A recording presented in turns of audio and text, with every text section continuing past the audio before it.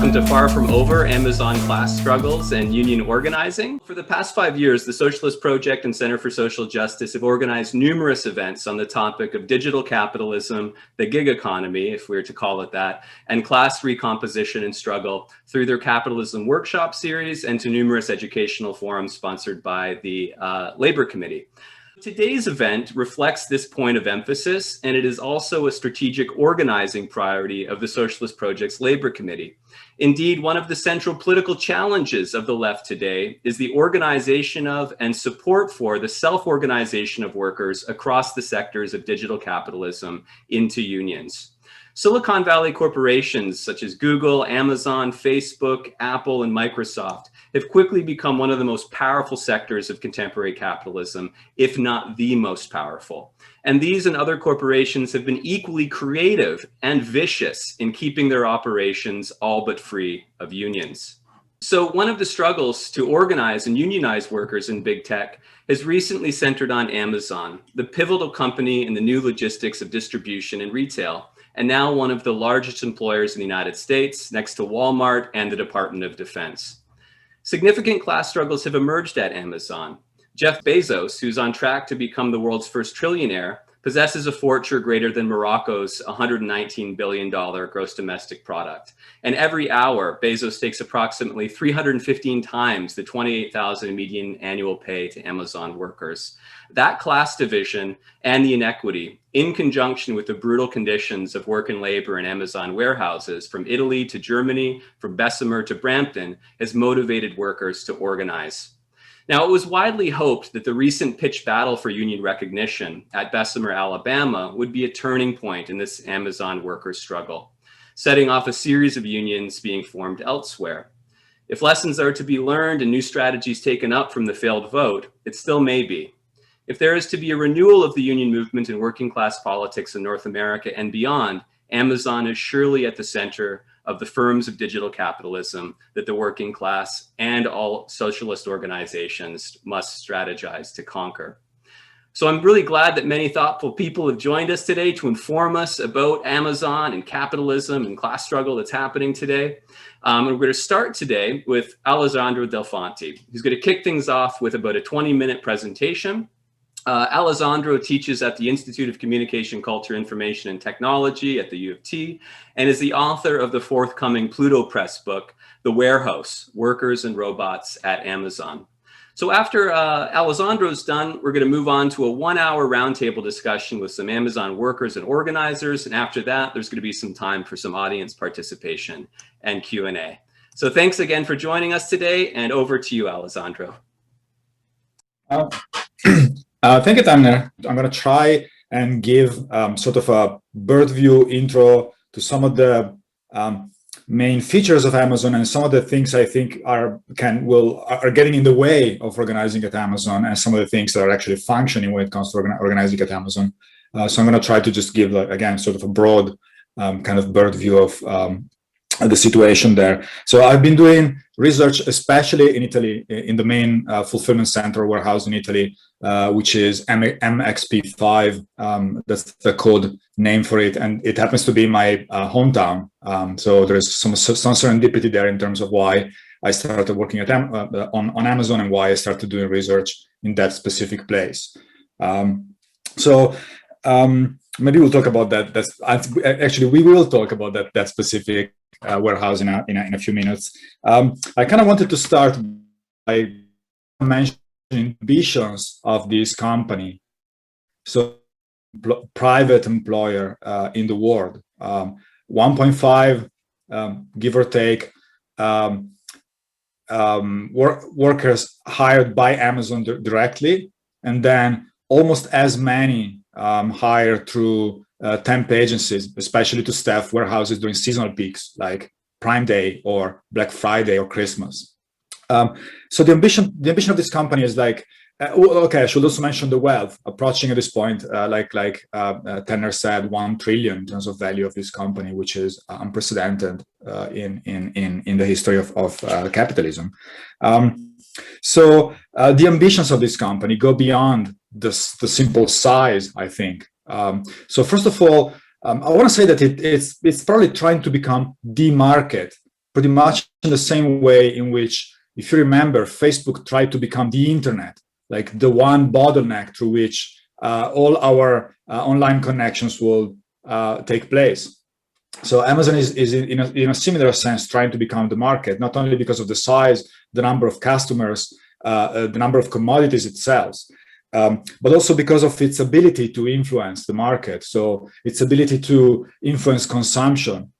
So basically making these increasingly unreasonable, fast, one-click consumerism standard across the globe. So this promise to deliver us commodities in 3 days, 24 hours, 2 hours maybe, which of course as effects that trickle down to what the workers experience inside the warehouses where the commodities are stored. Its ability to lobby, to avoid taxation, avoid labor laws and labor regulation, avoid environmental regulation. Its ability to influence labor, not only in terms of the legal, let's say, side, but also in terms of the way in which Amazon has the organizational and technological ability to influence the way in which the labor process is shaped. And this, what they do certainly can and is already influencing other companies that are more and more adopting the similar technologies and also organizational techniques.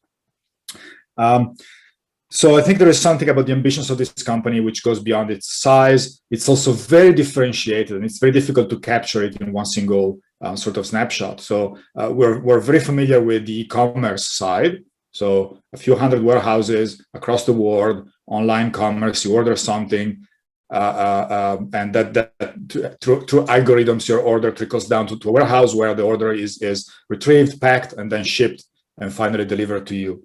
This is certainly one of the biggest legs of Amazon, but it's not the only one.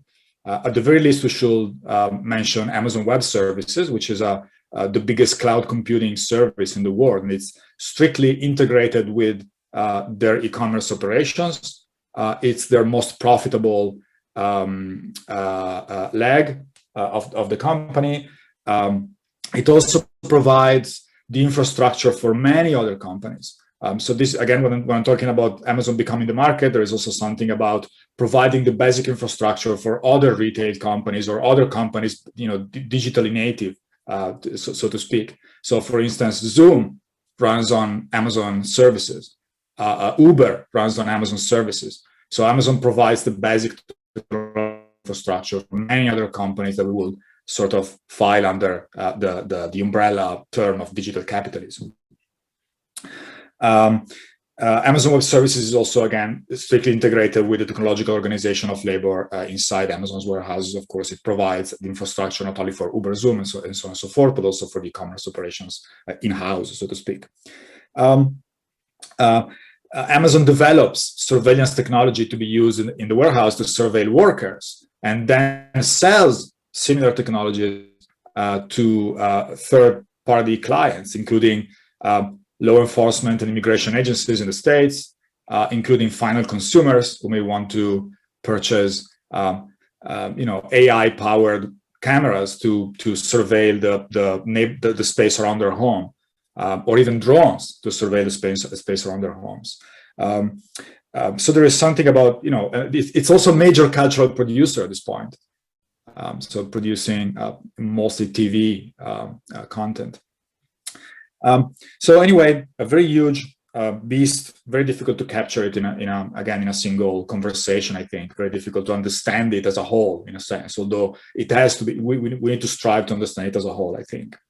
I want to mention it's the result of three major social and economic crises. So it's the product of what Naomi Klein will call disaster capitalism. So the dot-com, the burst of the dot-com bubble in the early 2000s. Amazon is one of the few mid-sized actors that managed to survive and to grow even more roots. So they managed to basically collect enough investment to kind of float, while many other companies were gone bankrupt and being pushed out of the market. It's also the product of, I think, the 2008, 2009 recession, which is a moment where Amazon grows in size in terms of workforce. So there's more availability of people willing to take up precarious jobs in Amazon warehouses, and also there is a labor laws, especially I think in Europe, becoming more flexible and allowing them to hire people more easily. And then, of course, third major crisis is the coronavirus crisis, as we're all familiar with this. So the coronavirus crisis, because of people's need to purchase stuff online because of stay-at-home orders and blah blah blah. Amazon all of a sudden grows in size in a very fast way, not only in terms of profits but also in terms of workforce. So I think they have hired over 200,000, ballpark, over 200,000 people, new workers in the last year to cope with the increasing demand. So not only increased consumption, also increased availability again of sort of what Marx would have called a reserve army willing to take up one of those jobs.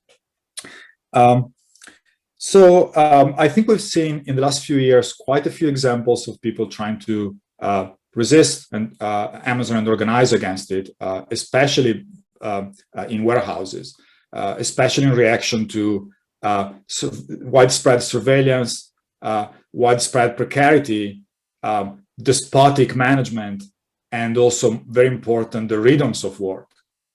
So the injury rates, rhythms of work, I think we'll talk about that with the Amazon workers we have today, I hope. A few, I think I still have 10 minutes or something like that. So I'm going to go through a few, I think, main or my own, I think, 3 or 4 kind of features of how Amazon deals with workers that I think could be useful to understand some of the major obstacles in the way of organizing at Amazon. Number one, Amazon sees its workforce as disposable. So it's a major accelerator of precarity wherever it arrives. In some areas, in some warehouses in the United States, it's been calculated that the turnover approaches 100%, or even higher than 100% per year, which means that on average, people, and here we're talking about full-time associates, not about the temp seasonal workers. On average, people last 1 year. So they have a politics of not only using a flexible workforce by using a dual employment model. So like I said, there's a core of workers hired full-time by Amazon, and then there is pretty much as many hired through temp agencies like Adecco or Manpower. So in MXP5, the one where I'm most familiar with, we're talking about 3,000 workers overall when the warehouse works at top speed. So, December especially, because of Black Friday and then Christmas. Of those people, 1,500 are actually hired full-time by Amazon. 1,500 are hired especially by Adecco and Manpower to staff the warehouse for weeks, maybe months if they're lucky. We just learned a few days ago that Amazon has an explicit policy to fire. So managers are actually have to respond to these metrics. How many people did you hire and how many people did you fire? And that's something that's actually valued when they are evaluated inside the company.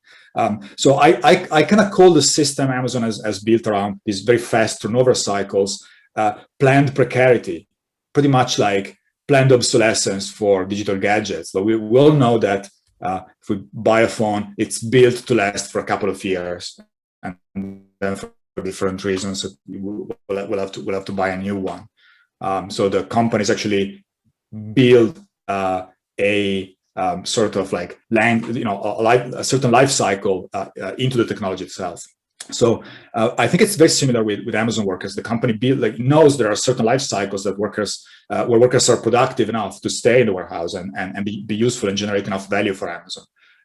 So Amazon will do anything to increase the turnover, or at least manage these very fast turnover cycles. Certainly an obstacle to organizing. So in an interview I did with an Amazon worker, they told me, actually an organizer in an Amazon warehouse, they told me when they've been here long enough to become agitated, they've also been here long enough to quit. Very difficult, as we know from the history of organizing in other industries, very difficult to organize a workforce that changes constantly. So not only the people hired through temp agencies, but also full-time workers, like I said, go through these very fast turnover cycles.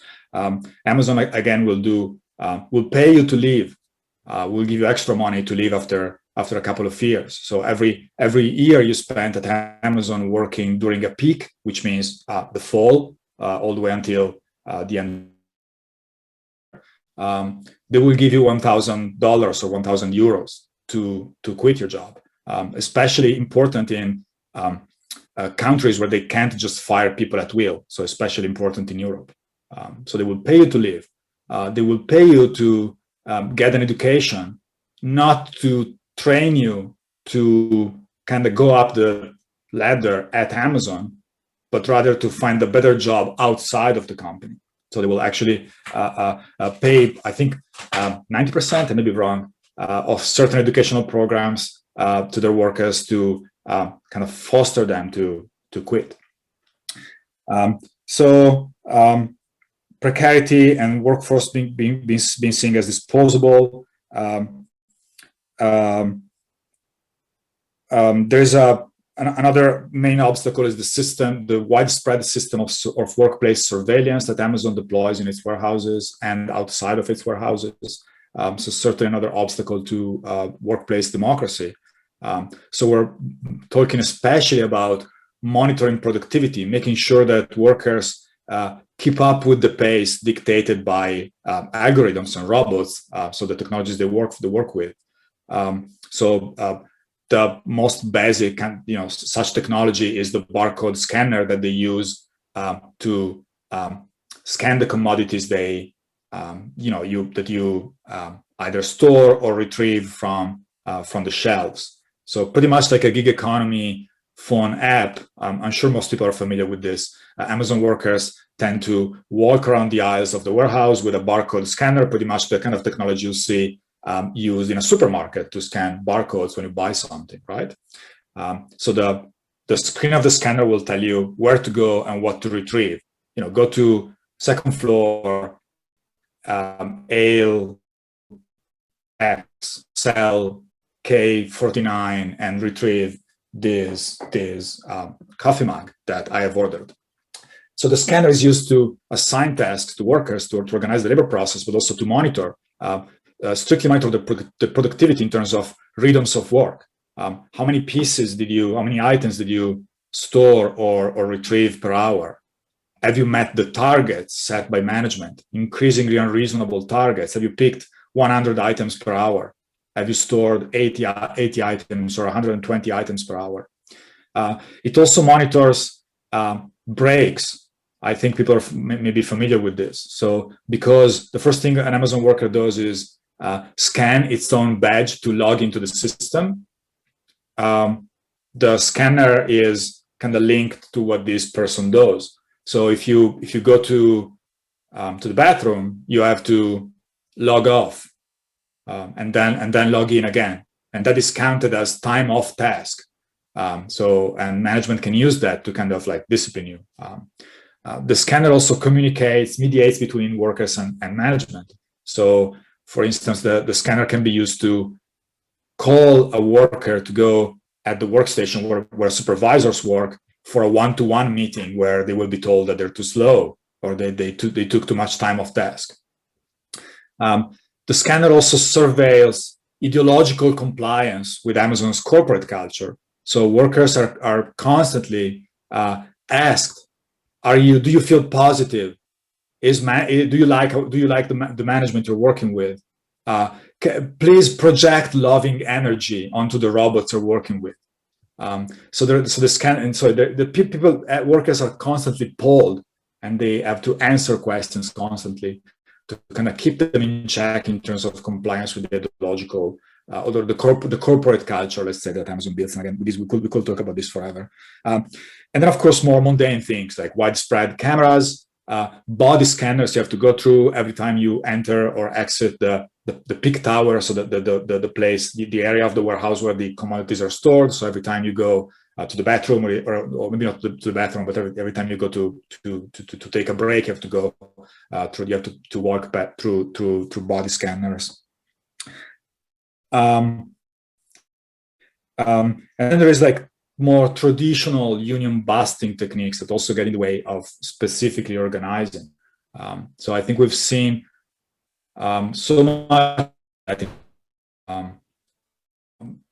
basic stuff like supervisors spying on union organizers, but also Amazon hiring the Pinkerton agency to monitor organizers, Amazon spying on social media pages used to organize workers, Amazon managing to talk the mayor of Bessemer into changing the cycles of a specific traffic light so that incoming workers driving their cars wouldn't stop there for too long because organizers were using the traffic light to hand out flyers. So I think there is something about the surveillance, this kind of panopticon that Amazon has built around technology, but also around specific managerial techniques. And I don't think we have time to explore all of them, but I think it's an interesting point to maybe look at that. The third point, the use of technology to displace workers. While Amazon is growing its workforce, at the same time, it's also using its major technological firepower to develop technology that may allow it to, if not reduce the number of workers it employs, certainly increase their productivity or monitor them even more closely. So there will be lots of examples in terms of, one of my favorite ones is augmented reality goggles.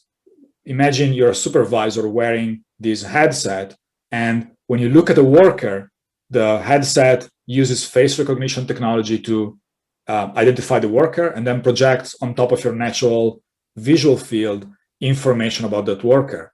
What do they need? How fast they are?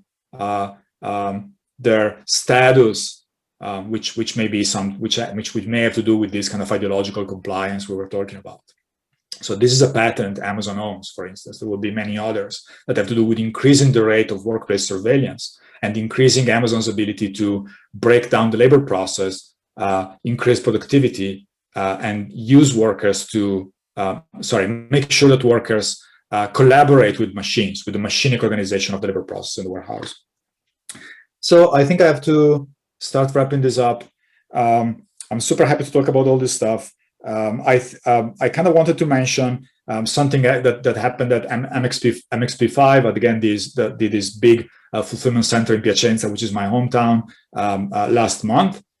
So there was it's an interesting place in terms of worker organizing because it's one of the first ones that actually managed to unionize. Of course, the laws are very different in Europe, so you don't need to drop cards, you don't need to hold a vote. You can, if 3 people decide they want to join a union, that's about it. You can join a union. Then it's a bit more complicated when it comes to officially representing workers inside a certain workplace, but it's much easier, of course, than it is in North America. Anyway, so MX5 has become the center of sort of a labor union civil war, whereas different unions with different ideologies, different tactics have managed to organize parts of the workforce. So in that place, you kind of see on a daily basis at work in the wild, so to speak, some of the different approaches we may discuss today to organizing Amazon workers. They are one of the first warehouses where workers have won some concessions, especially in terms of work freedoms and flexibility. So, for instance, organization of the shifts, and also like minor financial bonuses, very minor, but some money. One of the very it's not the only one anymore. I think one place in Spain just won something very similar.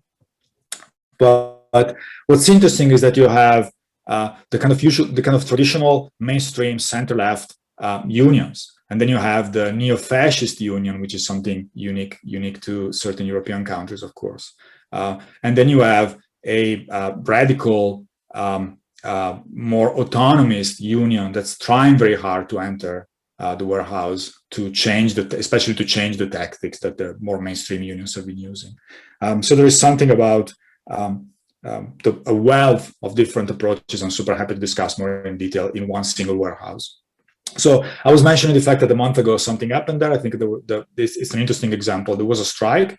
There was a national strike across the entire supply chain or distribution chain. I think it was the first time that workers managed to mobilize people across an entire company that's so complex as Amazon is. So you had, at the very least, the warehouses going on strike, the delivery workers going on strike, so the people who drive the trucks, who do the last mile kind of work of delivering the package to your door, and then even the call center going on strike.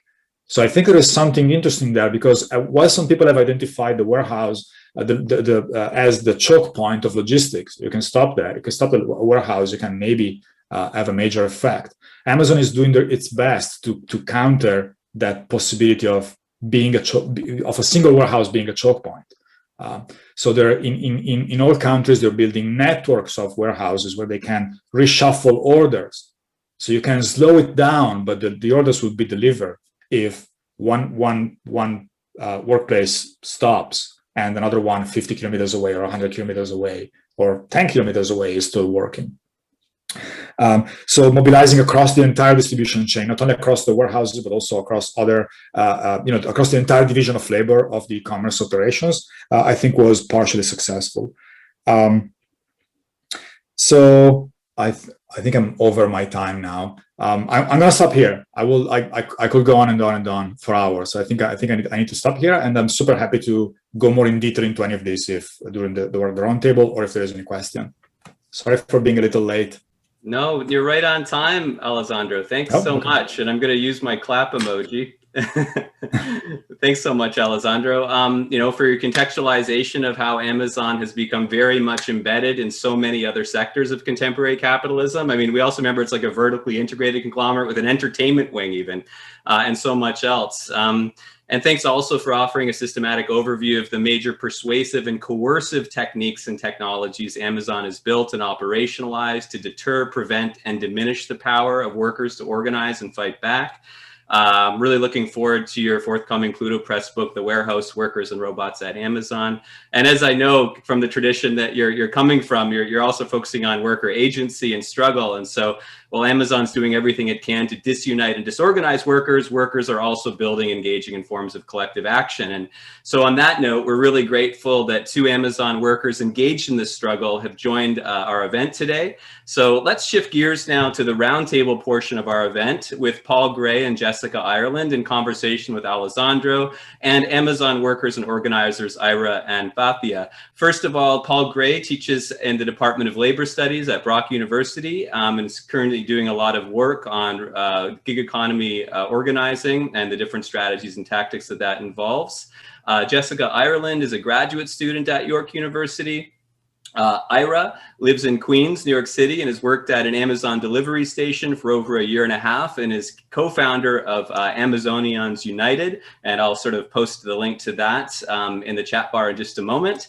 And Fathia has been an Amazon worker in Maryland for 6 months and is in the process of forming an organizing committee with her coworkers to organize around issues in their workplace. So a very, very warm welcome to all of you. And thanks again for participating in today's event. So I'll turn it over now to Jessica and Paul to start the roundtable discussion that will go on for about an hour. Okay, thanks again. Awesome. Thanks, Tanner. And thanks, Alessandro, for that presentation as well. So the first thing I wanted to ask is just what effect the recent loss at Bessemer has had on Amazon workers, if any. I can speak to the effect it's had in not only my warehouse, but some of the other warehouses that we organize with. And at least in my experience, the answer is not that much. I think I think leftists and like activists, we tend to get more caught up in certain aspects of the news than a lot of everyday coworkers do. And I think I'd say there's a subset of my coworkers, quite a small subset, who was watching the union election quite closely, and hopefully, but a much larger portion, it wasn't that much on their radar. And I would even say that the coworkers who like form our committee and take action with us, even amongst them, there wasn't the same degree of like following every step in the process that you might have expected if you follow labor news in social media or otherwise. So the impact hasn't been that great, either positive or negative, of the sort of the Bessemer effect. In terms of my coworkers, though, it has had some positive impacts in sort of highlighting the situation at Amazon and getting more people interested in organizing Amazon. So while in the area immediately around me, it hasn't been super pronounced, we have had an increase in people like reaching out to us, people sort of viewing the way we organize as an alternative that might have a better chance of success. So I'd say in terms of people reaching out to us, including other workers, it's been a positive effect that way. But in terms of coworkers immediately around me, it hasn't been that noticeable. Yeah, and I can just speak to my warehouse, just with my coworkers personally. I would say of the coworkers that a lot of them had heard vaguely about the election. A lot of them weren't following it, but some did ask to kind of go over like what happened there. And we had a discussion about it in an organizing committee meeting. And I wouldn't say it was super discouraging to people, mostly because that we talked about what the approach was of RWDSU and how that's different from what we're doing right now. And people, even though they had heard about the loss, they kind of understood the pressure that Amazon puts on people. And we talked about, how they were harassing people pretty, at home and at work about not voting for the union. And they, we get that kind of harassment at work all the time, not anti-union harassment per se, but just a lot of constant communication from the company. And so they understood how that could kind of sway workers. But so far, my coworkers have not seen really what we're doing as something that will be dampened by that loss, because we're kind of fighting for ourselves and trying to change the power dynamic between ourselves and our management. And it's like pretty impossible for them to frame this as an outside union trying to come in and change things in our workplace, because it's really just us complaining about what is actually affecting us directly. And so I think that Amazon doesn't have a great response for that kind of thing right now. So yeah, I would say my experience with my coworkers has been similar to Ira, where the loss has not, it's something that we discussed, but it hasn't greatly dampened anyone's spirits or anything like that. Hi, folks. Really glad to be a part of this. The next question we have is, what are some of the most common issues that Amazon workers are agitated about? Mandatory overtime. Mandatory overtime. A lot of or lack of control over our schedule. Like we have set schedules, but Amazon sends out mandatory overtime all the time. And sometimes they'll do it with like 1 or 2 days notice.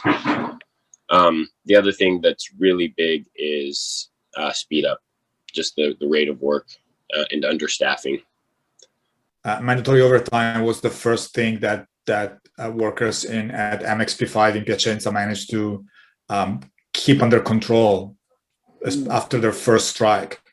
For temp workers, it's a different game, because they can be just, they have to fight for their contract renewal, so they're much more under threat of losing their job, but for full-timers, that is almost gone. Yeah. I would be interested in what keeping it under control means. One thing that they have obtained from the company to recognize that mandatory overtime is illegal, and that they're not going to be asked to nothing is going to happen if they don't want to work overtime. Oh, that's great. For people, as you know, for people hired by a temp agency, it's much more difficult. Also because the kind of contracts they work through allow for greater flexibility for the employer. But for full-time, for the blue badges or the full-timers, the situation has changed quite a bit, I think. So yeah, the next question that I have is, a lot of us have seen leaked anti-union videos that Amazon has produced. How effective are those, and are there other kinds of proactive union avoidance techniques deployed by the company, and how effective are they? Mine is short, so I'll just say we haven't had any mention from our management at all of unions. We haven't heard anything at all. I've been, at first, when I first started organizing, I was very secretive and tried to be really quiet about it. And now I don't even really, I kind of openly talk about organizing in the break room, and we haven't had any real pushback from management. The only thing we have had, which is cool, is that we were organizing a petition around a particular issue, and management got heard that we were signing a petition, and they just changed. They just gave in to our demand immediately, and so our work now is messaging it as a win because they're saying that they just decided to do this by themselves.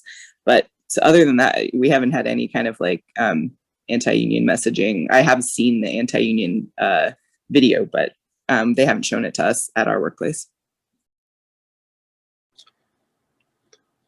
Yeah, they haven't shown us anything like that either. Although we have in our workplace, we did a series of walkouts last year, early in the pandemic, and management and HR, they did come pretty hard for one of our main organizers. Like they brought in a guy who's regional loss prevention officer, and he introduced himself as ex-FBI, and then he took one of our lead organizers and interrogated him for an hour and 40 minutes in a separate room. And we ended up being able to file an unfair labor practice complaint successfully with the National Labor Relations Board. And it took like a year for them to settle. But the federal government did find explicitly that Amazon, in doing so, they were explicitly violating our right to organize. And they had to post like a little poster, a very small flyer in the break room, essentially saying we did a bad thing, y'all can organize. Since then, management we've also like, the more power we build in the workplace, the more management, like the lower level management, like really walks on eggshells and tries to like be really nice. But I know that they're just trying to sort of diffuse organizing, but while the higher ups, make plans. But we don't see anything explicitly anti-union ever since that first retaliation event.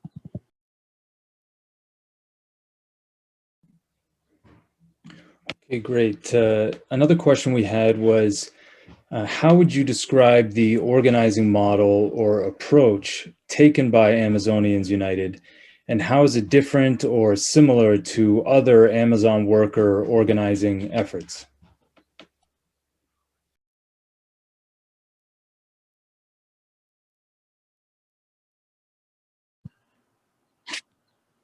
We use a model of organizing, solidarity unionism, specifically minority unionism, meaning if you look at what happened in Bessemer, there was 700, 800 people who voted to have a union, and they voted to have a union in the face of pretty, as we've heard, like pretty severe repression like by the company.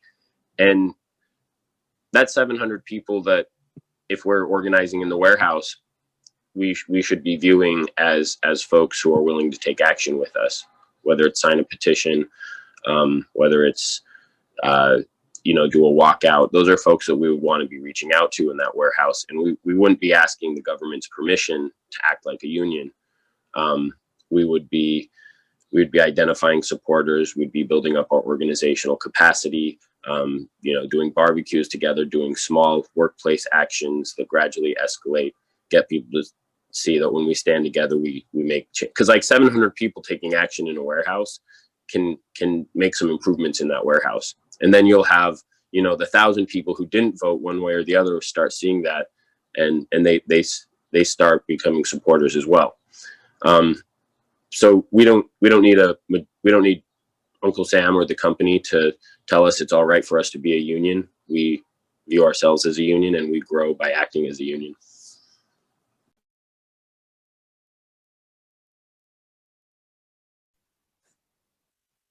Yeah, I don't have anything major to add to that. Just that, like Ira said, that I think mainly that right now, at least in my warehouse, we're focusing on organizing actual actions to kind of demonstrate to our coworkers that it's okay to take action. You can take action, and as long as we're all together and we're supporting each other, that's the kind of thing that can change things, and they can't retaliate against all of us if we're really solid in our organizing.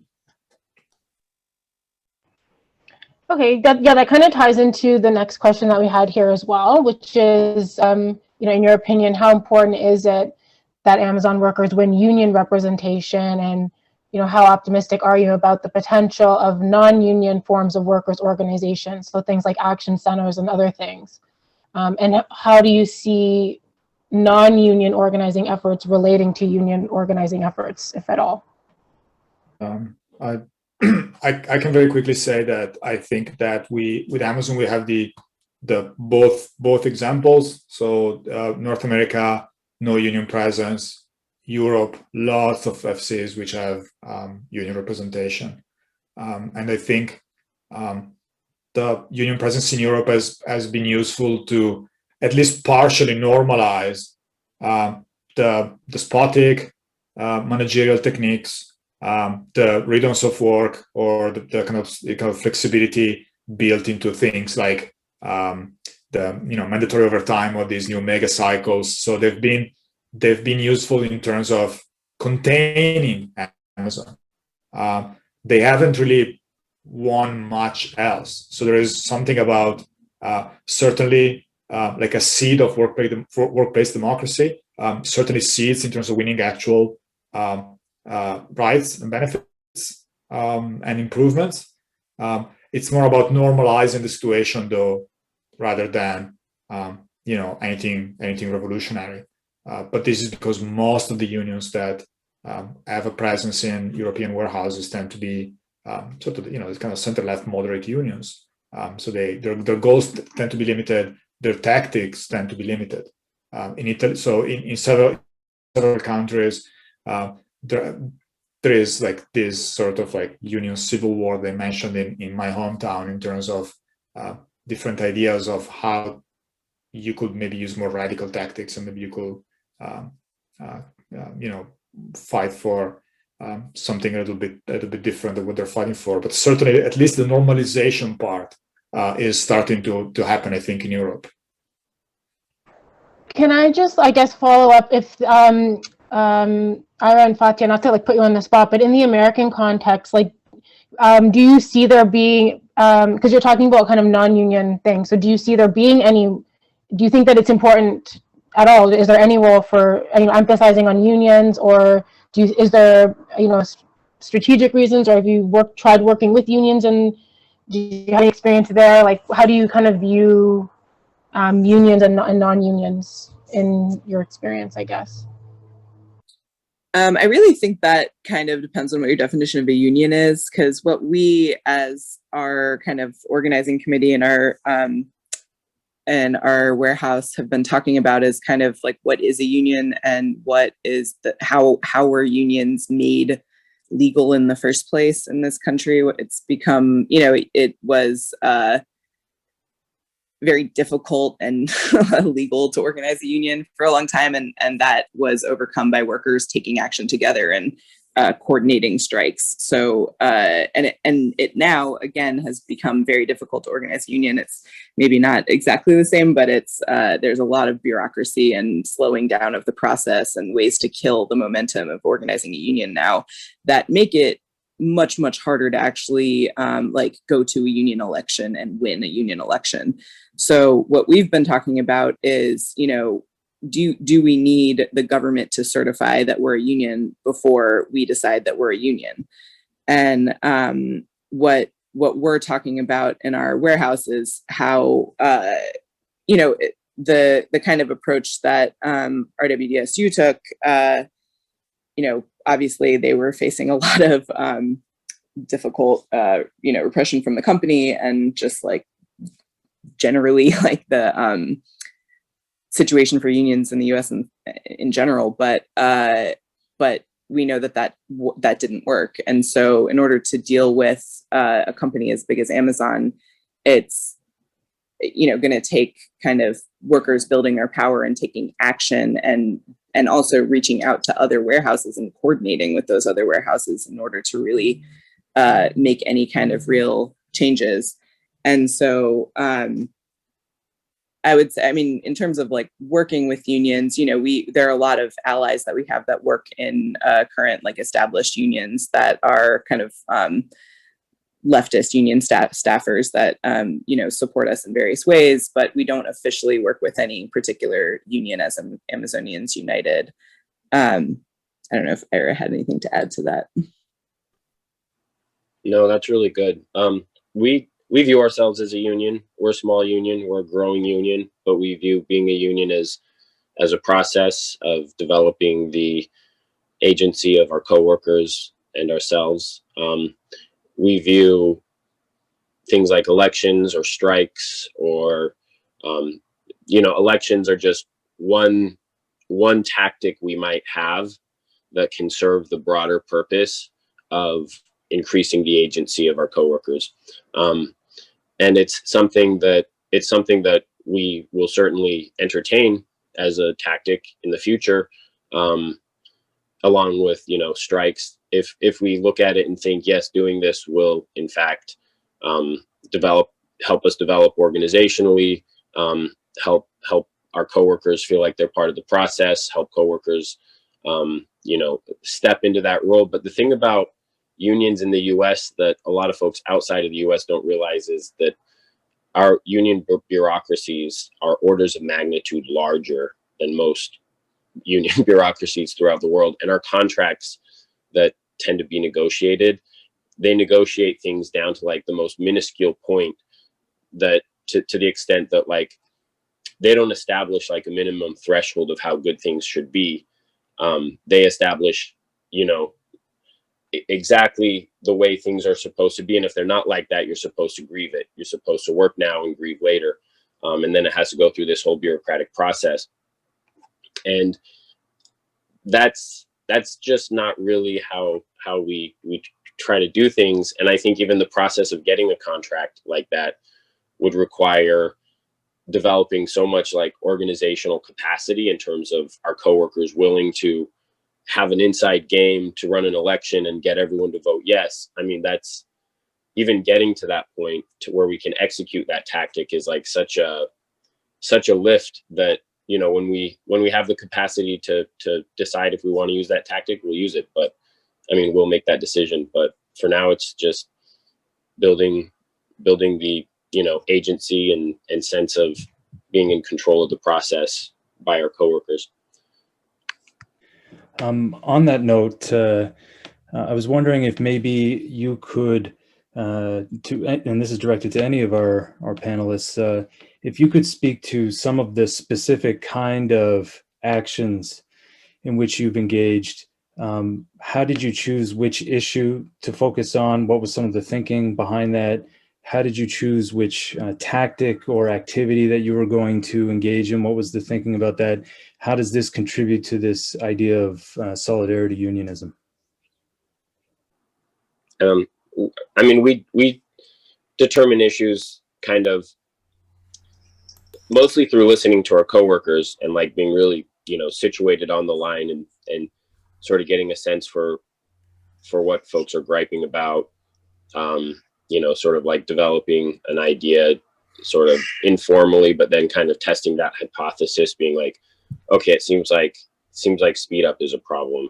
I'm gonna now go around and ask 20 coworkers what they think of the rate of work. So a lot of it's just the process of being in there. You learn what the issues are, and then you test those hypotheses out, see if like folks care about them. We even do surveys where, like, if we have an idea of like 10 issues that might be important, we'll do a formal survey and ask people to select their top 3. And then we'll ask something like, which of these do you feel most strongly about? We also try to select issues that range from like degrees of winnability. So something you can win at the individual warehouse or department level. Like in Chicago, the first action like that started Amazonians United was lack of clean water during a heat wave. Very easy to fix on the warehouse level, but people felt very deeply about. Sometimes there might be an issue that's not even on people's radar, like they don't know it's an issue till they know it's an issue. So like we were being illegally denied paid safe and sick leave last year, before the pandemic even started, where New York City has a law that requires every company to have accrual rates for paid safe and sick leave. And we were being denied that. So that was actually the first petition we did. And like Fathia mentioned, when Amazon realized that we had that on a petition, they gave in right away. And they tried to frame it as like, oh, we were auditing our books and we realized that we accidentally forgot to give you guys paid sick leave. And like when we confronted them on it, they were like, well, we didn't know we were in New York City. So yeah, we mostly by listening to our coworkers, selecting things that have various levels of winnability so we can mobilize more and more people as we go, but also suggesting things that might not be on people's radar initially.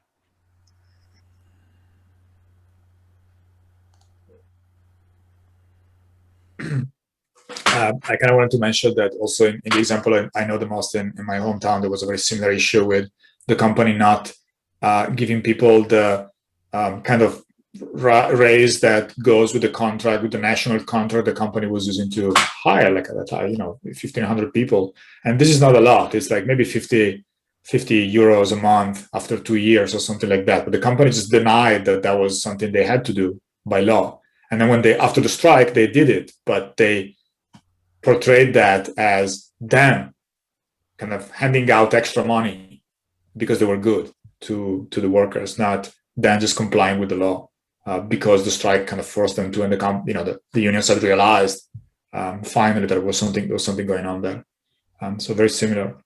I kind of wanted to, if I can ask a question to also, I wonder if people have been following what other kind of workers across the division of labor at Amazon, like the engineers and the more white-collar workers in Seattle especially, have been doing. So I'm talking about, for instance, the Amazon employees against climate change.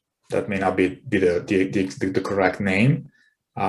So they very interestingly kind of repurposed some of the company slogans in their favor. So for instance, they said, we're not customer obsessed if we don't care about climate change.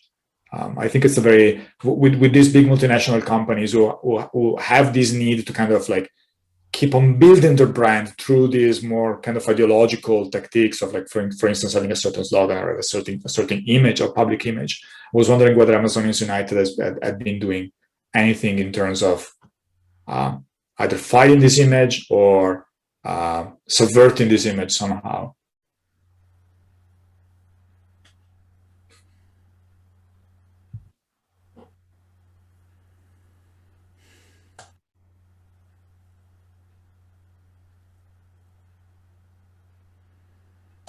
I hope my question was clear. Okay, do you have anything on that point?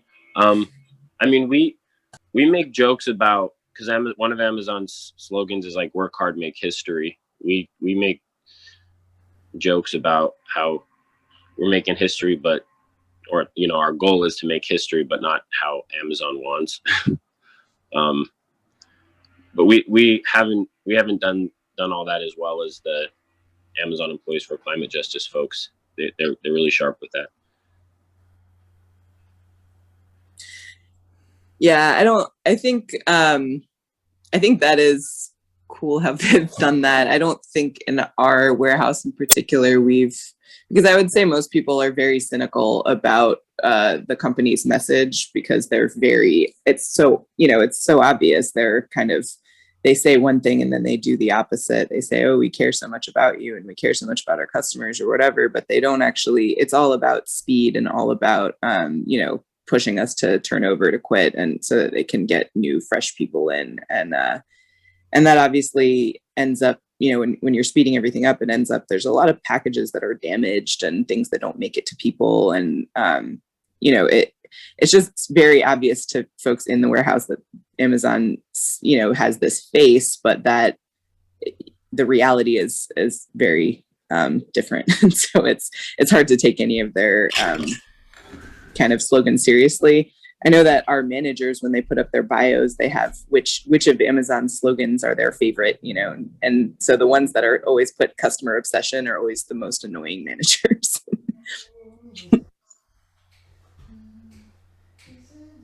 We did during the early days of the pandemic, during the George Floyd uprisings, Amazon made this big statement about Black Lives Matter, and they printed out and designed some Juneteenth t-shirts and distributed them in the warehouse.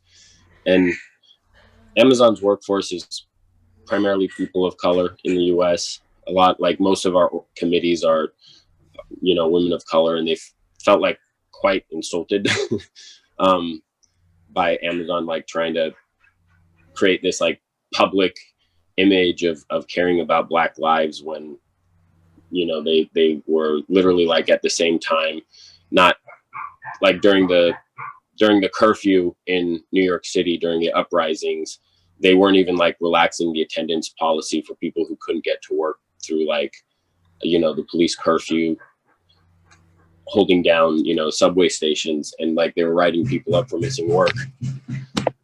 So we did a big Juneteenth rally. I think we just have one more question before we open it up. So it's just, what kind of coordination exists among Amazon workers in the US and internationally? I can very quickly say that there are, I think at least 2 international networks of organizations fighting Amazon. So Amazon is United being one of them, I think, and our guest will explain that. There is another network organized by UniGlobal, which is a sort of umbrella organization for unions globally, service unions globally. So in Canada, you would have QPW. In Italy, you would have CGL, a certain branch of CGL, SCEU from the States. So through this Amazon Campaign Network, they used to organize bi-yearly global meetings of especially union organizers working at Amazon. But what they do is mostly sharing experiences, discussing possible strategies, and then lobbying. So it's more of a lobbying organization, if you wish. But they do connect, let's say, mainstream unions from all over the world. And then in the States, there is Athena, which is another umbrella organization, but that's more, I want to say, community-oriented. So it tackles Amazon from a variety of angles. So it's a coalition of worker centers, NGOs, worker collectives, again tackling Amazon from a variety, from the environmental viewpoint, from the labor viewpoint, you name it, from the taxation viewpoint. I think it's mostly in the States, and then Amazonians United is a little bit of a different game. So I'm going to stop here, but at least 2 other global organizations, I think, or coalitions. Ira and Fathia, do either one of you want to come in on this? Oh, we're members of Amazon Workers International. We're sort of the U.S. affiliates of Amazon Workers International, which is actually, again, some of them are on the call, and in the next section, you know, when we open it up, they can speak more to that than I could. But yeah, we had, you know, we sent some like delegates over to Europe to, you know, convene with our European comrades, and they come from various different unions. But our coordination is sort of in its embryonic stages. We, you know, we all are in our respective countries doing our respective things, but recognizing that Amazon is transnational and can shift goods across borders to, you know, stop disruptions in one place. So we need to organize internationally as well. Okay, then I think on that note, we will turn it back to Tanner. That was great. Thank you very much for those really insightful questions. I'm looking forward to hearing some of the other questions and what folks from around the world have to say. Yeah, thanks so much. Thanks so much, Jessica, Paul, Ira, and Fathia. Now we're going to shift over to more of a participatory audience question and answer and comment session. So I already actually have two people on the speakers list that have, I think the first would be from our comrade Magda, who I think was making a comment during the session that sounded quite relevant to the international questions. Yeah, it was really a comment about labor unions and basically like organizing in Amazon, because yeah, indeed we actually have unions here in Europe, even in Poland, but we also hit limits, even having this formal organization, and it gives us a lot of opportunities to challenge Amazon somehow, but we cannot cross some limits that we have that we face. And on the other hand, like in US, there's no this formal organization, but like during a pandemic, for us it was obvious, but to have a union is not not enough. Like Amazon didn't want to listen to us, even if we have this formal organization. And then like some other things happens, like they couldn't ignore, for example, that like at the beginning of pandemic, 70% of Polish workforce didn't come to work because they were scared. So they had to figure out something, how to push people to come back to work. And at the same time, like workers in the US, they organized those walkouts, and they couldn't ignore this kind of organizing. And I think that they were shocked because people started to organize even without any formal organization, and it pushed them to answer our demands. We had like common demands that time, basically focus on health and safety, but also on hazard pay, and they agreed and they implied to our warehouses like the things that we demanded. Like, for example, in US, it was very important to check temperature of workers, and they didn't do that in US, and they also didn't do that in Poland. And then in Chicago, they organized those walkouts, and also in New York, to also demanding this thing, and they did it. Although there was no formal organization behind it. Basically, we think, like me personally, I think today that we still got some changes in organization, which was also and the improved safety of the warehouses thanks to Amazon workers who took part in walkouts in US. So we use different tools. In Europe, we have this tool. We can like simply it's not simply, but we can organize union maybe in more simple way than in US. But we don't have the tools that US workers have. For example, for us in Poland, it's much more difficult to organize such a walkout. But I don't know if it's basically so. We can talk that the union is the aim, but sometimes it's not. I mean, like maybe you don't have it in US. Maybe you have different tools and you can use it. And in pandemic, actually in the US, you show that you can be very strong without this formal organization. So maybe it's not the point to focus on that. And we have it at the same time, we have it in Poland, but we are also, it's really limited. And it's also limited for people because when they have union, they also they try to stick to the law. I mean, that workers, they say that, oh, if there's the union, try to do everything legally. But it's like Amazon, it's for them, it's so simple to maneuver with this like legal things, but it's not so simple for them to, to deal with workers who like spontaneously organize walkout.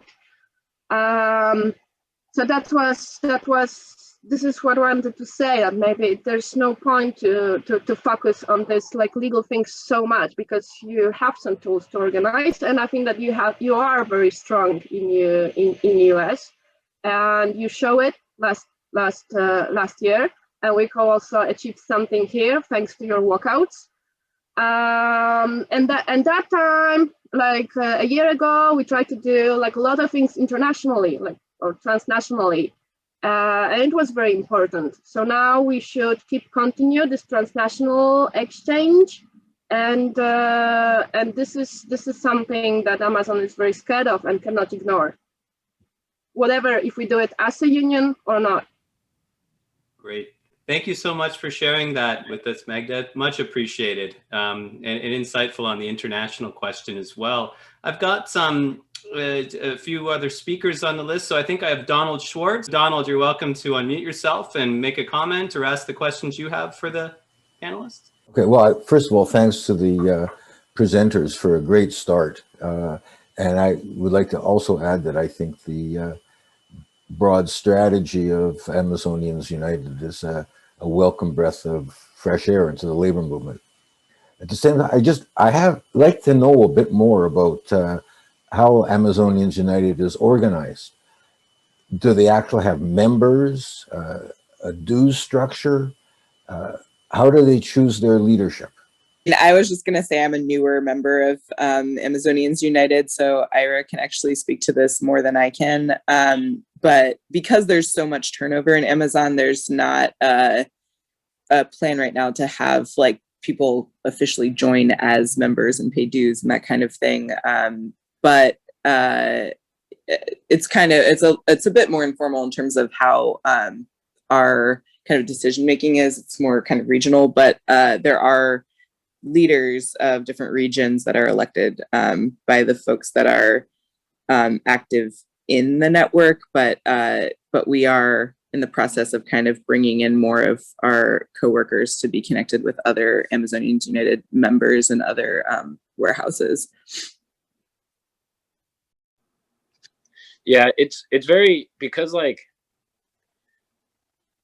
it's like so much of the process of building this type of power is getting people to like recognize themselves as, sort of agents of change, and to like conceptualize a union as collective action, not something that shows up on a paper.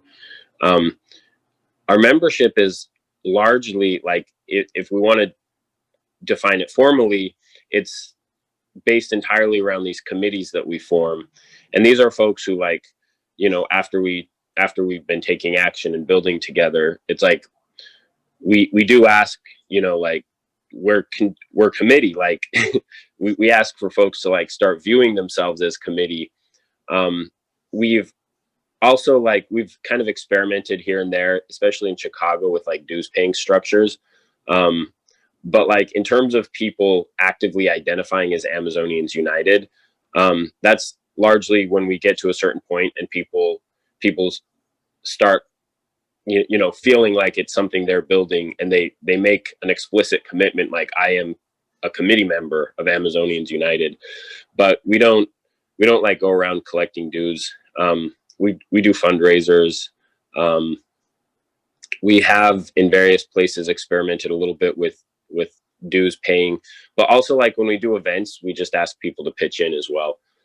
We've done fundraisers, both public facing and inside the warehouse, for various things. But right now, in terms of, other than like the regional captains, the organization is informal enough, and like our meetings with our committees tend to be small enough that decision making is pretty informal. I think as we grow more, I would say even in the Northeast, we're starting to sort of have this question of maybe electing delegates to sort of like meet up as like a, regional body. But it hasn't been super salient because we've been pretty small. Jeff, you're up. Thanks. You hear me okay? Maybe someone would want to talk about how the organizers are dealing with the conditions of like 100% turnover at the warehouses. Are you leading with leafleting or community events or carrying out systemized one-on-ones? Which tactics the Amazonians are finding effective in building, their organization in atomized places like these warehouses? I'm just curious about all that. I would just say, like I said, I'm a newer member. I've only been in my warehouse for 6 months, so the turnover question hasn't affected our location as much yet. There is quite a bit of turnover. A lot of people have left, but they hadn't really started to hire new people until maybe this week or last week. So the folks that were still left over from before were just kind of, we already had been organizing together for a bit. They're really putting a lot of pressure on people now that to leave, so I think that I'm soon going to be facing the issue of turnover. But I will say that so I'm in a delivery station, but in our region, there's also a fulfillment center that it's much harder to get to if you're in fulfillment center in your department to get to workers in other departments. So we have in that location been partnering with a local organization that has kind of deep community ties in the Baltimore area. We haven't yet done it, but we have a plan now to leaflet in neighborhoods where we know there are a lot of Amazon workers, and possibly forming a committee of ex-Amazon workers that could help to do some of that stuff, reach out to community members and connect with current Amazon workers, and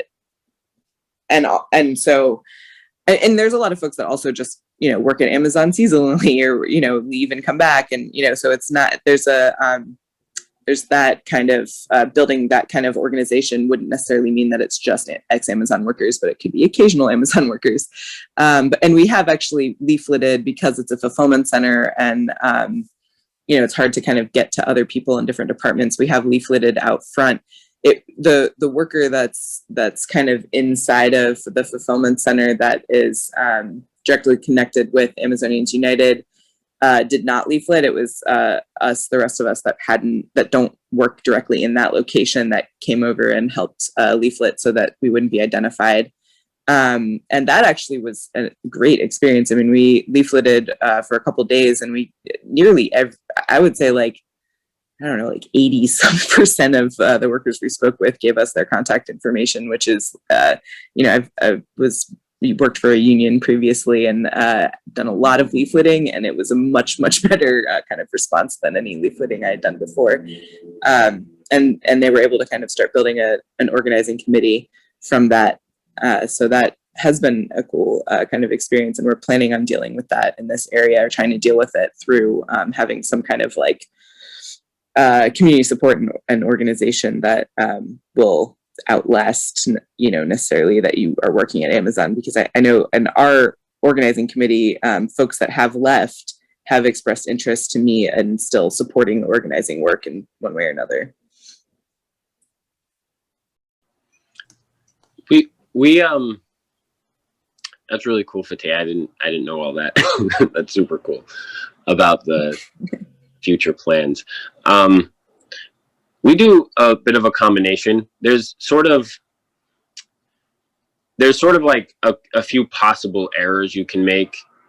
So like one thing we found is if we overly rely on like our newsletter or flyers, it makes organizing feel like almost like a technocratic thing that you need people with design skills and who can type up good flyers do, and people start overly relying on, like a flyer that I make, and they'll hand that out and have that be a substitute for a one-on-one conversation.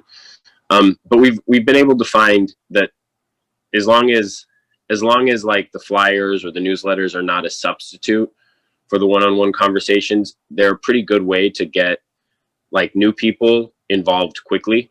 We do social events. We just went bowling last night. It wasn't huge. 12 coworkers came. We've had a barbecue where 55 coworkers came. But the main thing is when people start engaging in struggle, work becomes meaningful for them. And when they start feeling like they've got family at work, work is less terrible to show up to. So the people who we successfully draw into organizing tend to stick around longer. And, if you talk to them, they'll be very upfront that the reason they're sticking around is to stay in the struggle. So the turnover question is, in my view, it's a combination of building relationships based upon, shared leisure, but also shared struggle, giving people a reason to stick around. And it works pretty well, at least for the core of our committee and people in the periphery of that. So if I may jump in, that's very interesting. That's I hadn't thought about the possibility that worker struggle actually reduces turnover somehow. My experience, especially in Europe, I think I've seen cases where I will kind of flip the picture a little bit in terms of workers who resist turnover, who are determined not to quit, maybe because they can't, they can't afford it, or maybe because they are stubborn. They decided in spite of whatever Amazon does to them, they're going to stick around and try to survive it and make a living out of Amazon and maybe retire at Amazon. So those are the ones, the old guard. Those are the ones who have joined unions more frequently, which also translates for mainstream unions. I think in Europe there's a common, because it's a very different from North America. I think it's a common issue across many countries in Europe. The kind of ethnic composition of the workforce has an impact on who suffers the most from turnover and who's more prone to actually joining a union. So I think we have countries where the white workforce that started a few years ago may join a union, and then the more racialized workforce that's been working at Amazon, increasingly so in the last few years, since Amazon has basically exploded, more difficult for mainstream unions to reach out to that part of the workforce. I think it's quite different in the States, of course, but I think I've seen this dynamic of like people's ethnicity maybe getting in the way of the union's ability to reach out to them and to involve them, which is ingrained in the way in which these unions function, of course. And turnover being like, I'll see it the other way in a sense. Those who refused to participate in turnover, those who were willing to, work as a picker forever or be sent to one of these like punishment, areas or departments, and maybe they've been around for 6 years. Those are the ones who may tend to join a union more frequently in some cases. Does anyone else have a question? Hey, welcome, Rebecca Keach. Glad that you're here. Thank you very much. My question is there a lot of fear, or is it hard to get workers to be willing to take collective action for fear of getting fired or disciplined? And how do you address those concerns? I would say yes, there is some concern about that, although the kind of way that Amazon very arbitrarily and it constantly fires people makes that fear kind of less relevant, because people can be fired for any reason at any time, and they know that. And so that's one of the things that's helpful to overcome that fear, because when people are afraid of being fired for taking collective action, we kind of remind them that they can also be fired for looking the wrong way at a manager. And they've seen it, kind of happen. So that resonates with people.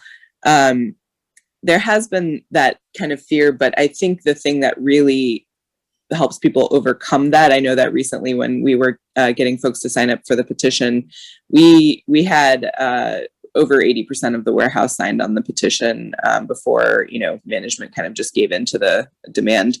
And most people were very just so frustrated with the actual issue that they just kind of signed even without too much fear. But the people that were more afraid, their main concern was, that they could be retaliated against or fired, and that there would be no recourse. And it's been the way to get over that that's been most useful is just talking about how many people support this issue and how many people are together on this, and how much we, as long as we stick together and we support each other, we have each other's backs, that they can't target all of us. And that really resonates with people. It's something that they just kind of get inherently, that if we're all together. So people do have some concern about division among workers and, kind of little groups or infighting between workers. But that's been, at least in my warehouse, been fairly easy to overcome, because the committee is pretty representative of various groups within the warehouse. And if we're all kind of getting along with each other and pushing our people to have each other's backs and support each other, and recognize when it's management that's the problem and not allow management to turn us against each other, it's really, it helps people overcome that fear, because they see, who is the problem and who is being affected by the management, which is the problem. So yeah, I think just kind of really emphasizing the importance of collective action and working together, and the fact that management can't retaliate against all of us, because already they're pretty understaffed, and if even 10 of us were to together take action, it would be very difficult for them to replace us.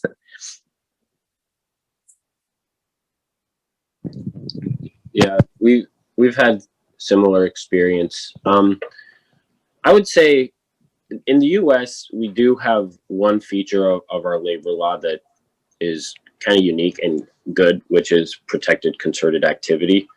And I try not to lean too heavy on telling people it's your right to do this, but it is true that if people start taking action together, their job security actually improves. If your name is on a petition and that petition gets handed into management, automatically, you're triggering legal protections for protected concerted activity. Now, Amazon will violate the law all the time, but generally the first people they would try to retaliate against would be the leaders of these petitions, the people, I would often tell people you can get fired now anytime if your name's on a petition. When we hand it in, you're part of a protected concerted activity. But more importantly, look how many people are on this petition. But I'll also point out that if anyone gets retaliated against first, it's going to be me or this other committee member. And we've been doing this for a while, and you see we're all still here. Another thing that helps is start with low risk things that people don't feel that scared about. And then one more thing, just lost my train of thought. Just the longer people are around, the more they're comfortable with it, and the more they say it's just kind of the way we do things here, people get on board pretty quick. So I know that there's no silver bullets for organizing, but is there any particular line or topic that seems to catch people when you're trying to get them interested in mobilizing or becoming part of an action? Is there a way that you can, or is there something that you say that flips the switch for them? In our warehouse, what we've started doing we have weekly organizing committee meetings, and what we've started doing, and I've heard other organizing committee members mention this to other workers as well when they were getting folks signed on the petition. In our meetings, we talk at the beginning, we talk kind of about like something personal about ourselves, like something, a hobby or whatever that makes us unique. And the reason for that, we very explicitly say, is that Amazon views us as numbers, and as either number or robot or like something disposable. They don't at all care about the humanity that we have, that, people have kids or they have several other jobs to make ends meet, or, they love to play the tuba. I have a really cool organizing committee member who plays the tuba. And no one knows that. And that's because they don't care at all about us. And that's one thing that really resonates with people, because they are like, yeah, absolutely. I bring, experience and work ethic and whatever to this job. And, they literally just could throw me out tomorrow and they don't care. They would replace me immediately. And so that actually is something that kind of, it's both a kind of makes people a little bit more empowered and see each other as humans, and also treat their coworkers better and not view their coworkers as the problem when management tries to turn us against each other. But it also is a very agitational point. Like, people get, it's angry when you think about the fact that Amazon thinks of you as a number, and very much that kind of attitude leads to workplace injuries. And that's, very obvious. We've been talking about that at our warehouse. We have a lot of injuries. Our management even admitted to us that we have injuries every single day. And that's with them strongly attempting to try to get us not to file injury reports if we are injured on the job. So, that's been something that's been helpful for us. I was just wondering if there was any support from this white collar sector of Amazonian workers, like engineers and other white collar, support of actions that people at warehouse did, like if there was a walkout or a strike, did they do anything to support it or not?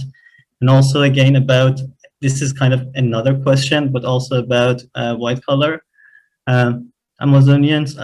I was wondering how the precarity situation is in that sector, or are they also as precarious as warehouse workers and engineers, or not? We, especially early on in the pandemic, we received a lot of solidarity from the tech workers in Seattle, especially, and they even did a series of online events where, because a lot of tech workers are really sort of constantly bombarded with this idea that by virtue of being tech workers, they're doing work that's intrinsically good for humanity. And a lot of them like really hold strongly to this image of like the work they're doing as, fundamentally beneficial. And a lot of them think Amazon is, a great company, and it's not universal, but a lot of them feel that way.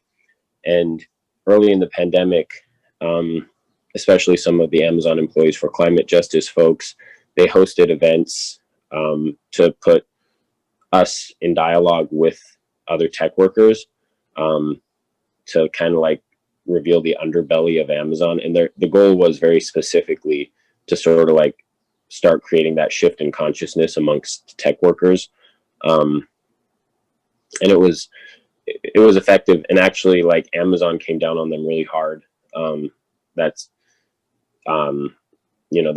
they took significant risk in putting these events together for us, and they were very helpful.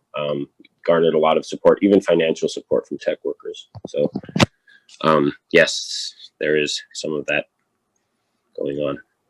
And the precarity question, a lot of tech workers are contract workers.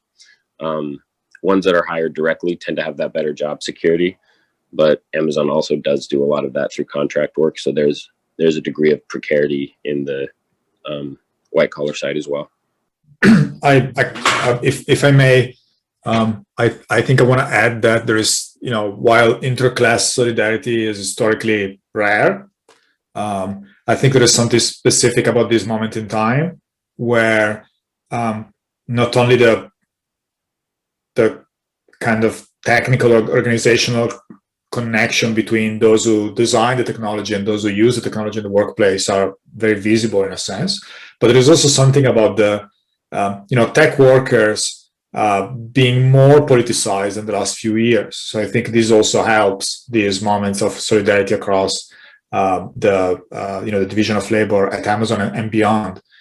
So the Employees for Climate Justice, the Tech Worker Coalition, which is a broad coalition of workers across different companies within digital capitalism, so from Google to Amazon and you name it. The Tech Won't Build It movement, so groups of tech workers who try to resist their employers providing especially surveillance technology to law enforcement or immigration agencies like ICE. So both Amazon and Google are infamous for that. So I think there's a very specific moment in time where these mechanisms may actually function more than in the past. We'll see where that leads. And then just to wrap this up, word in the street is that Amazon is a bad employer for engineers too. I mean, they make decent money, of course, as you can't really compare them, their conditions of work with an associate working in a fulfillment center. But certainly they don't live up to the standard those workers experience in similar companies. So I think there is also lots of voluntary turnover where people will go and work for Amazon for a couple of years and then quit and go and get a better job elsewhere. So Amazon is famous for not treating its employees not very well, even in the white-collar workforce. So I want to conclude with a political question for all three panelists, reframing an earlier question posed by Jessica and Paul about the relationship between union and non-union organizing efforts. And I know that we've sort of complicated the idea. It depends on how you will define a union. But in the United States and internationally, over the past decade or so, we've seen this massive revival of democratic, socialist, anarchist, and communist political organizing. And so I'm just really curious to know, has there been support from organizations, from political organizations, from parties for these worker struggles happening at Amazon? And I just was really curious to know your assessment of that, what's working, what's not working. Is there a role for other organizations outside of sort of organizing workers at Amazon that could play a sort of supportive role and helping win these fights? I guess I'll go first. I'm a member of DSA, and some DSA comrades have been very helpful. A lot of times when comrades are looking for work, if Amazon's hiring, they'll go work at Amazon and help us build the struggle. I identify as a communist and view what we're doing as a very political struggle. We use political education as an important component of our organizing, both in helping people feel a sense of connectivity to past struggles. Just next week we have a event with our committees from 3 different warehouses where we're hosting one of the members of League of Revolutionary Black Workers, and we're talking about capitalism.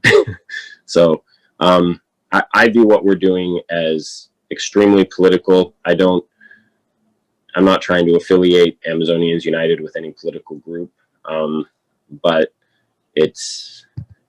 that doesn't mean it's not a political project. Yeah, we in this area, we've been connected also with the local DSA chapter, which has officially committed to support our organizing efforts, although that doesn't necessarily mean,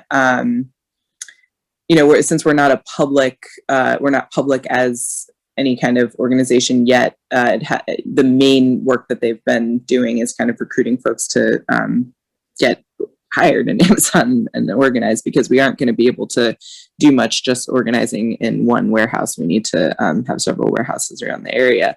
So that's the main thing we've, at least in our area, that we've been asking allies to be doing, is finding folks that either are willing to go work at Amazon, or that know people that are working at Amazon that are already there and that want to be organizing with their coworkers and connecting it with other warehouses. So that's our main focus right now with other organizations. So DSA is one of the ones in this area, but I would say, like I mentioned earlier, there's a local organization in Baltimore that is a community kind of political party, and they, because they've been organizing in the community for a long time, they have kind of deeper ties in the community. And especially in the neighborhoods where there are a lot of Amazon workers, I say, we have pretty regular calls with this organization, and they themselves have several relatives that work at Amazon already, so it's connecting with Amazon workers is the main kind of stage that we're at right now. So that's been, I would say, our main kind of like relationship with local organizations currently. I know when we're public, there might be some kind of more options to support us, but I think it's just, very important to focus on the actual organizing. That's how we're going to build our power.